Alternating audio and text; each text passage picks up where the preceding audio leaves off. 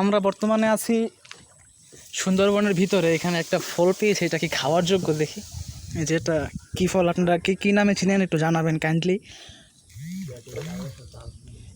আর এখানে বিভিন্ন বন্যপ্রাণী দেখা যায়। এখানে ওই যে সামনে দেখতে পাচ্ছেন, তোকে কি বলে আপনার, গরু না জানি কি বলা হয়। হ্যাঁ, গরু আছে। আর এই যে খালটা দেখতে পাচ্ছেন, এটার ভিতরে প্রচুর পরিমাণে মাছ পাওয়া যায়, যেমন চিংড়ি মাছ, শোল, পরে বোয়াল মাছ, আরও বিভিন্ন ধরনের মাছ পাওয়া যায়।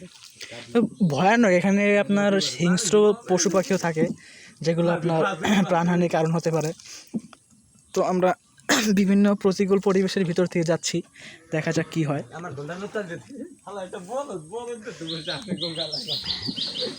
এখন এই আল্লাহ, এই ভাই, উফ ভাই, কি ভাই, শরীর মন বলে যাব। এই প্রতিকূল পরিবেশের ভিতরে বেঁচে থাকতে হলে আপনাকে যে কোনো সময় বিভিন্ন প্রতিকূল পরিবেশে মানিয়ে নিতে হবে। সো বিভিন্ন, এই যে এখানে কিছু একটা ছিল, ওই যে দেখো সাপ।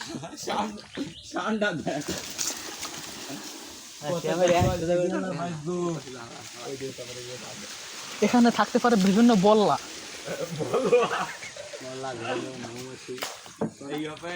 আর এখানে আপনারা যারা ওই যে খাঁটি মধু চান, খাঁটি মধু পাওয়া যায় এখানে, মৌচাক পাওয়া যায় বিভিন্ন ধরনের গাছে, জঙ্গলের ভিতরে। তো